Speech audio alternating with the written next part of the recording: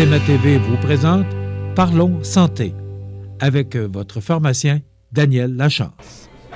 Nous sommes du côté du Uniprix pour rencontrer Daniel Lachance, votre pharmacien, qui va nous parler aujourd'hui de la belle période qui s'amène avec ses petits inconvénients, les allergies.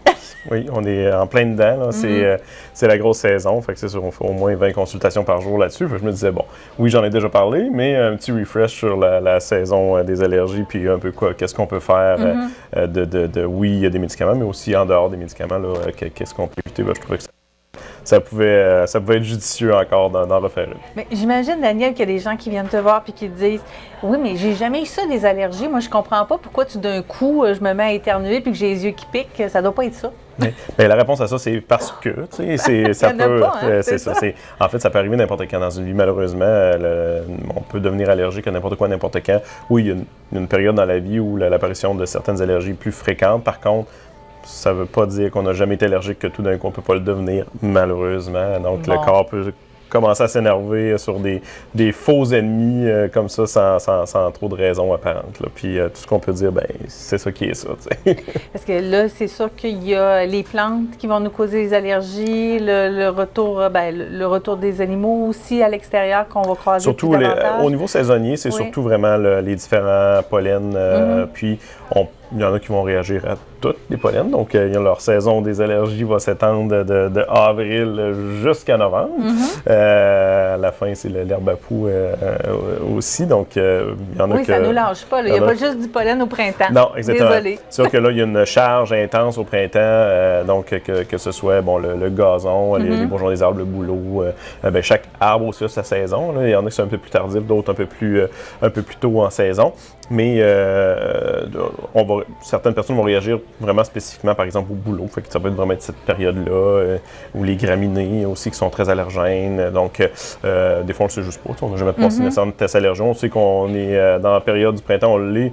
De toute façon, ça devient important de savoir si les symptômes sont extrêmement sévères. Puis là, on va passer des tests parce que là, ça n'a pas de bon sens.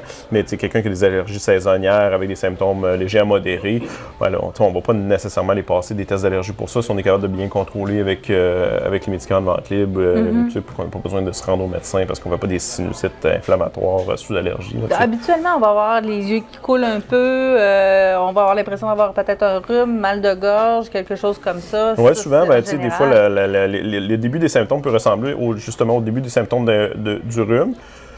La plupart du temps, pas l'atteinte de l'état général, frissonnant, tout ça c'est plus, malgré qu'il y a des gens qui réagissent tellement qu'ils ont une atteinte de l'état général aussi, fatigue et tout, il y en a que ça va vraiment être intense. Mais la plupart du temps, écoulement du nez, éternuement, picotement des yeux, qui est souvent de loin le symptôme qui est le plus dur à traiter puis le plus gossant. Les gens se frottent les yeux, puis c'est vraiment, vraiment, vraiment incommodant. Ça peut aller avec de la toux. Les asthmatiques, évidemment, vont développer des difficultés respiratoires parce que l'arbre bronchique va réagir aussi. Donc, ça demande des consultations médicales parce que les produits de vente libre, juste en parlant justement, les produits de vente libre antihistaminiques, composateurs nasaux, ne vont pas agir au niveau de l'arbre bronchique. Fait que si c'est vraiment des difficultés respiratoires seulement, un peu comme une crise d'asthme, ça demande vraiment une consultation médicale parce que ça prend souvent des inhalateurs de cortisone pour aller diminuer ces symptômes-là. Fait qu'il y en a qui s'essayent avec l'aérius réactine, puis ça c'est la respiration. Là, non, ça c'est direct chez le médecin pour contrôler ces symptômes-là. Mais ceci dit, les symptômes les plus fréquents, c'est ça. C'est vraiment éternuement, picotement du nez, picotement de la gorge, écoulement nasal, des conjonctivites allergiques, les yeux qui piquent, qui démangent beaucoup.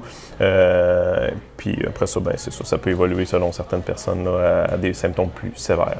Donc, on dit on va prendre des antihistaminiques. À ce moment-là, vous allez nous proposer des antihistaminiques, mais ce ne sont pas tous les antihistaminiques qui vont faire à la même personne, là, si j'ai l'impression. Non, mais en fait, il y a deux grandes classes d'antihistaminiques. Il y a les anciennes, les premières générations, comme le bon vieux Benadryl, sans vouloir nommer de marque de commerce, mais dans le fond, qui ont une courte durée d'action.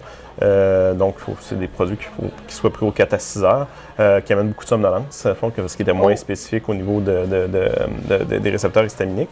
Puis, assèchement de la bouche, tout ça, fait que plus incommodant à prendre.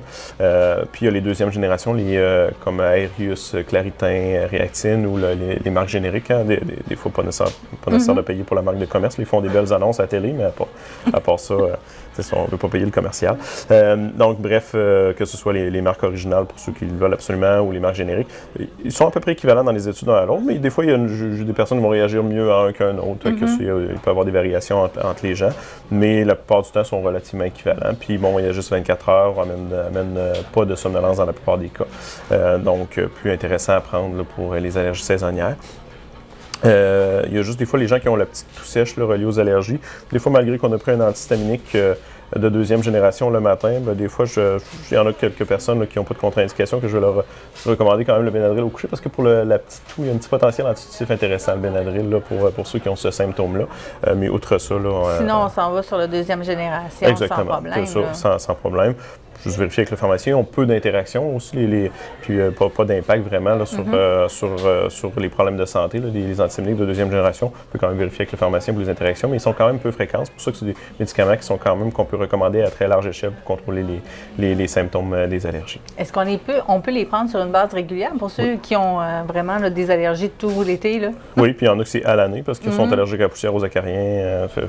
J'ai des gens qui prennent des antihistaminiques à l'année. Puis oui, c'est la médication qu'on a beaucoup de recul, une utilisation de longue date qui n'ont pas d'effet négatif à long terme. Donc, il n'y a pas de souci, il n'y a pas de crainte à avoir à utiliser ces médicaments-là, même si c'est sur longue période. Là. De façon générale, c'est quoi qu'il y a dans ces médicaments-là? Bien, c'est une classe d'antihistaminique, hein, que ce soit la loratadine, la cétirizine, le Benadryl, c'est la diphénhydramine. Dans le fond, c'est une classe thérapeutique de médicaments. Puis ce médicament-là va se lier, parce que quand on a le picotement, beaucoup, c'est ce qui est écoulement nasal, picotement, même les démangeaisons, on utilise le Benadryl des fois dans l'urticaire, les deuxième générations fonctionnent, mais le Benadryl, des fois, justement, avec son effet un peu de somnolence, d'apaisement, va calmer un peu plus la démangeaison. Oui, on va le prendre aussi c'est qu'une vasodilatation. L'histamine, dans le fond, amène une vasodilatation. C'est ce qui amène tous ces symptômes-là, écoulement, picotement des yeux, éternuement. Donc, en allant bloquer le récepteur de l'histamine, on diminue la réaction histaminergique. Donc, dans le fond, c'est ça, c'est que le produit va prendre la place de l'histamine sur son récepteur. Donc, on diminue la réaction histaminergique, donc qui est une des composantes, pas la seule, mais une des composantes principales de l'allergie. Ceci dit, il y a des gens qui ont des symptômes autres, comme la congestion, donc dans la rhinite allergique, vraiment de la congestion nasale, comme on dit, l'arbre bronchique qui devient inflammé. Là, ça prend de la cortisone pour aller travailler sur les prostaglandines, dans le fond, un phénomène inflammatoire. Et justement, même chose, là, les vaporisateurs de cortisone intranasaux sont aussi indiqués pour tous les symptômes. On en a une marque de commerce en vente libre, mais c'est derrière le comptoir, parce qu'il faut questionner, s'assurer que les gens n'ont pas des symptômes de sinusite et qu'on devrait les référer au médecin. Mais par contre, vont faire pour tous les symptômes, mais quand il y a une composante de congestion qui est marquée, c'est vraiment le traitement de premier choix, parce que là, on a un phénomène inflammatoire en plus de la réaction histaminergique, donc là, il faut aller avoir un effet anti-inflammatoire, donc la cortisone intranasale. Le mot cortisone fait souvent bien peur au monde. Il n'y a rien à voir avec la cortisone intranasale ou en pompe versus la cortisone en comprimé. Donc, oui, il peut avoir beaucoup d'effets secondaires, surtout si c'est pris à long terme. Il y a une question de dosage là-dedans aussi. L'absorption systémique au niveau des applications topiques, que ce soit en pompe ou en vaporisateur nasal, est assez négligeable, là, à moins de prendre des doses très, très élevées ou les gens qui vont augmenter d'eux-mêmes puis qui vont se puffer 10 fois par jour avec leur cortisone, ce qui n'est pas recommandé. Non. Mais des fois, on voit de tout. Hein? C'est ça. Les gens sont maganés, ils veulent une efficacité. Là, ils exagèrent un petit peu.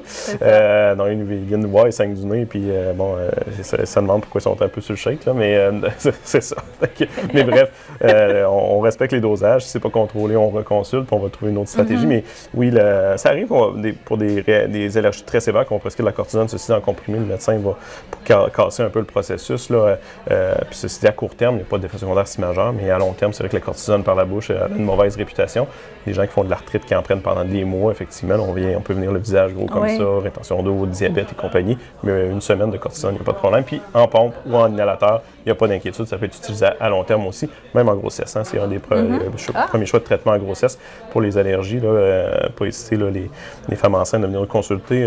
Des fois, ils n'osent pas consulter ou ils ne viennent pas nous voir parce qu'ils pensent qu'ils ne peuvent rien prendre. Ils ne dorment pas, puis ils sont maganés de ne pas dormir pour une femme enceinte qui va accoucher, c'est pas terrible non plus. Puis des fois, ça peut se surinfecter si on laisse les symptômes aller, puis qu'il y a de la congestion qui se mêle à ça, tout ça, mais des fois, il y a une bactérie qui peut profiter du fait qu'il y a de l'irritation, tout ça, puis ça peut virer en sinusite bactérienne. Ça devient plus problématique à exactement. ce moment-là. Donc, c'est important quand même, quand les symptômes sont assez sévères, là, de tenter de les contrôler.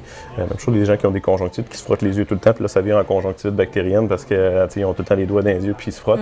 Des fois, à un moment donné, ça va être juste des allergies, entre guillemets, mais ça peut être sévère, puis ça peut avoir un impact sur notre day-to-day qui est assez incommodant.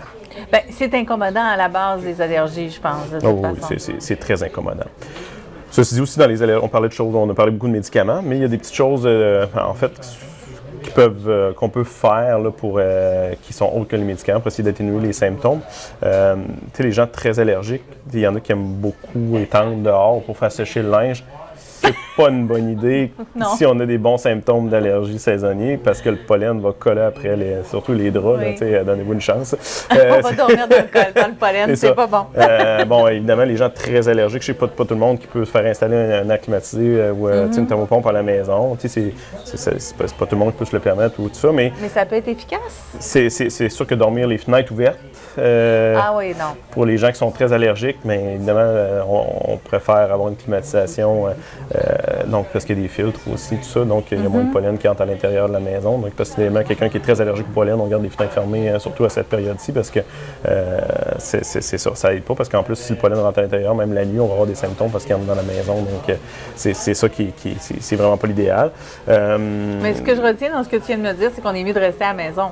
Bien, en fait, c'est sûr que on va sortir. Il faut essayer que notre maison demeure un endroit où il y a un peu moins de pollen. Si on laisse tout ouvert et qu'on est en dehors, on s'aide pas. On s'aide pas. Ceci dit, c'est sûr qu'il y a des moments aussi pour faire l'activité physique ou sortir à l'extérieur qui sont pires que d'autres en période d'allergie. On sait que l'avant-midi, c'est vraiment le pic des allergènes dans l'atmosphère parce que, bien évidemment, l'été, on a souvent dans la rosée, il y a une bonne concentration de pollen. Et quand la rosée s'évapore dans l'avant-midi, là, il y a une charge de pollen assez importante. Donc, entre 8-9 heures le matin, puis l'heure du dîner, là, souvent, c'est le pic, surtout s'il vente, là, en plus, là, c'est le pic de particules dans l'atmosphère. Donc, si on a un choix dans notre journée, puis on est capable d'aller faire notre activité extérieure, plus, mettons, en fin de journée, soirée, bien, il va avoir... Je ne dis pas qu'il n'aura pas, mais il va avoir quand même... il risque d'avoir un peu moins de charge de particules dans l'atmosphère, puis peut-être un peu moins intense au niveau des symptômes qu'en plein milieu de l'avant-midi, où on est, après l'évaporation de la rosée, on a le maximum là, de pollen dans l'air. Sûr, quand il pleut, c'est souvent moins pire aussi. Là, fait que le pollen, évidemment, est moins dans l'air. Là, fait que, ça me donne des bonnes indications. Aller courir à plusieurs le fun. Oui, quand elle est chaude. On n'a pas encore eu cette chance-là beaucoup, là, présentement. C'est ça. Mais effectivement, c'est les meilleures périodes. Hier, on aurait couru dans la neige. Oui, je pense qu'on s'en serait passé. C'est ça, exact. fait que c'est des petits trucs. Évidemment, c'est pas parfait, mais l'addition de toutes ces petites choses-là, plus un aide avec les médicaments, on vient contrôler. Le but, c'est de contrôler les symptômes. C'est rare à 100%, mais si au moins on les atténue de moitié ou du 3/4, bien, au moins on fait notre day-to-day moins incommodé. Oui, surtout c'est pour ceux qui ont des courtes périodes d'allergie. On bloque les pique-niques dans cette période-là, puis on est correct. Oui, à peu près. C'est simplifié pas mal, mais en tout cas. Merci beaucoup, Daniel Lachance. On va se retrouver dans 2 semaines. Oui. Tu veux nous parler de quoi dans 2 semaines? Bien, en fait, le soleil, on s'en vient vers l'été. Oui. Un petit peu, on parle beaucoup de cancer de peau, mais il n'y a pas juste le cancer. Je vais amener un petit peu une chronique sur les dommages ou qu'est-ce que le soleil peut faire au niveau de la peau, puis l'importance aussi de se protéger, puis peut-être un petit croche sur les écrans solaires, justement. Merci beaucoup. Donc, on te retrouve dans 2 semaines.